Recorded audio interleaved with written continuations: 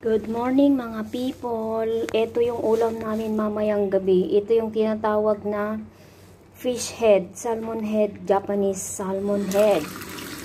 Uhugasan lang natin yan. Ibababad lang muna natin sa ginadgad na luya at Chinese wine para maalis yung mga langsa. Tapos mamaya ibababad lang yan sa asin. Tapos oil.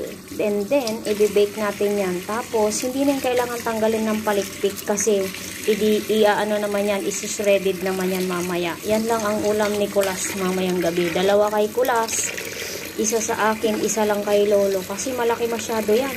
Si Kulas kasi yan lang ang pagkain niya. Kami naman meron pang iba. Tapos, ang kasama niyan, vegetable lang. So, ganyan o. Fish head. O, diba?